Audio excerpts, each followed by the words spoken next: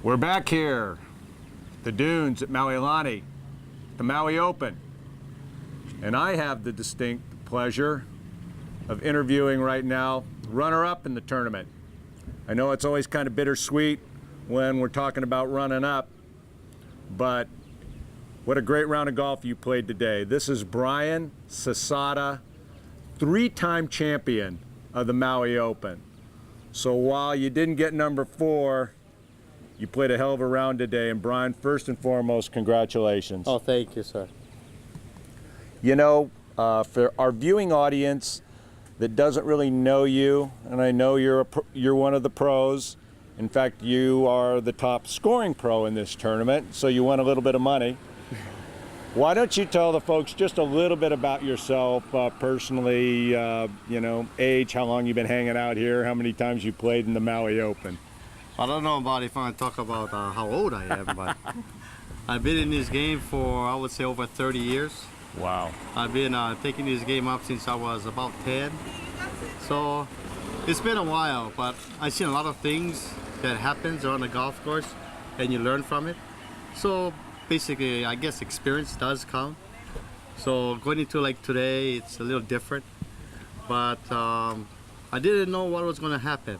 Especially the back group, there is no, leaderboard or anything like that. So you keep on hanging on and scratching claw for any kind of stroke that you can get, or any stroke that you can save. But today was tough, though. Today. So when you came out here and teed it up on the first hole, what did you think you were going to have to do to be able to win this tournament? What kind of a score did you think you have to shoot? Well, today on the first tee box, I thought it was about one or a couple under to win it off the first tee box. But as it went through the whole round, I thought about even par. Even par. Yeah. So when you walked off the golf course today, the round you shot today was what, a 74 today. 74. Did you think you were in the hunt when you walked off the golf course? Not really, because I didn't know what the back group was doing. But I thought that they were doing a lot better than what they were doing.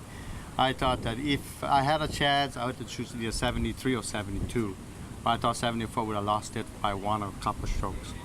When you were playing your round today, was there a turning point in your round of golf where you felt like, okay, I've got my game under control, you know, got tough win, I'm going to have to keep grinding, but I really feel good about my game? Well, at one point there was nothing like that. It was kind of steady round. Yeah. Where some of the holes I had to get up and down. I did. Some of the holes I didn't. But overall, like I said, I had 1 birdie, 3 bogeys, so it's kind of steady. Just keep it in play, try to hit the greens, 2-putt, get away from it. So let's talk about when you come in, looking at the leaderboard, you're at 146, you're tied with Royden at that point in time. There's a couple of groups still out on the golf course.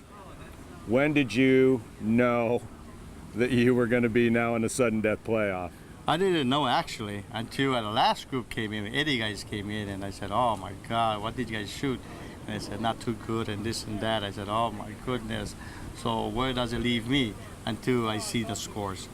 So were you at that point at the bar putting them down, or were you on the driving range hitting them, or what were you doing? Oh, just hanging here out? by the scoreboard, just hanging around and just waiting for the last group to actually come in. So talk us through your last hole, the first playoff hole, and your emotions at the end of the round.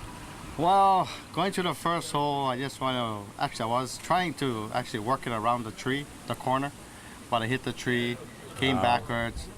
Then I hit a 2-iron going in, left it a little right, and I chipped it up.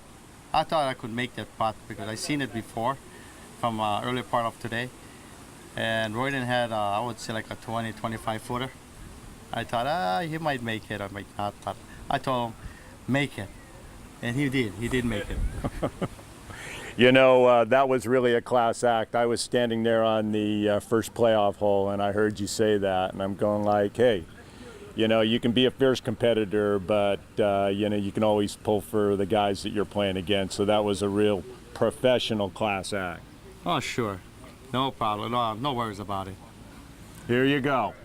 That's a professional perspective here at the Maui Open. Brian Sasada, 3-time champion, tough luck runner-up, but a hell of a competitor.